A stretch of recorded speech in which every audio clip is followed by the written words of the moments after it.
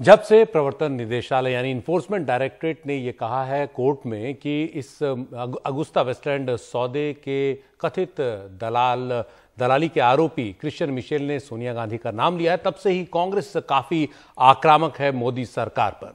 इसके बचाव में पूर्व रक्षा मंत्री ए.के. एंटनी भी आज कूदे। उधर बीजेपी ने गांधी परिवार को घेरने के लिए 19 जगहों पर प्रेस कॉन्फ्रेंस की, जिसमें उनके कई मुख्यमंत्री भी शामिल थे। अगस्ता वेस्टलैंड हेलीकॉप्टर सौदे मामले में पूर्व रक्षा मंत्री ए.के. एंटनी सोनिया और राहुल गांधी के बचाव में उतरे। कहा कि बीजेपी सरकार इस मामले में लगातार झूठ बोल रही है और एजेंसी का गलत इस्तेमाल कर रही है। कभी भी डिफेंस डील में सोनिया और राहुल ने हस्तक्षेप नहीं किया और न ही दिलचस्पी दिखाई। पूर्व रक्षा मंत्री ने यह भी कहा, जैसे ही घोटाले का आरोप लगा तो उन्होंने फौरन कार्रवाई की, लेकिन बीजेपी के सत्ता में आते ही कार्रवाई की बात तो दूर, उल्टे सौदा करने वाली कंपनी को ही राहत मिल गई। कंपनी को ब्लैक लिस्ट से हटाकर उन्हें मेक इन इंडिया में शामिल किया गया। इस मसले पर दूसरे दल भी बीजेपी सरकार को लेकर हमलावर हैं। यूपीए के महत्वपूर्ण अध्यक्षा को, उनके परिवार के लोगों को ये डिनाइग्रेशन ब्रिगेड चला रहे हैं। उसी कंपनी को, अगस्ता वेस्टलैंड को आपने मेक इन इंडिया में शामिल किया, तो इसके पीछे आपकी नीयत क्या है? एक जगह वो कंपनी भ्रष्टाचार में फंस रही है और दूसरी जगह आपकी ही सरकार उसको सर्टिफिकेट देने का काम कर रही है।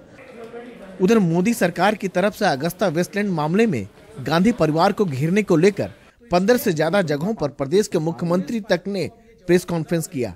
इटालियन कोर्ट में के फैसले में स्वयं इस बात का उल्लेख है। श्रीमती गांधी के बारे में जिस प्रकार की टिप्पणियां वहां पर हुई हैं, उसी में क्रिश्चियन मिशेल की गिरफ्तारी भी, जेम्स क्रिश्चियन मिशेल की गिरफ्तारी भी उसी कड़ी का हिस्सा है। 225 करोड़ की दलाली तय हुई थी, उसमें से 125 करोड़ रुपए दिए जा चुके हैं। ये सारी चीजें सीधे सीधे तरीके से इस बात को इंगित करती है कि इसमें भ्रष्टाचार हुआ है और इसका सीधा लाभ कांग्रेस पार्टी को मिला है। नजदीक आते चुनाव को देखकर अब ये बात साफ होती जा रही है कि राफेल को लेकर हमले से निपटने के लिए अगस्ता वेस्टलैंड एक राजनीतिक हथियार बनता जा रहा है।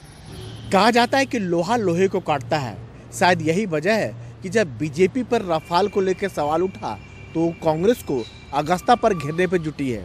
चुनाव सामने है और हर कोई अपनी जुबानी जंग से एक दूसरे को पटकनी देने में लगा है। नई दिल्ली से राजीव रंजन, एनडीटीवी इंडिया।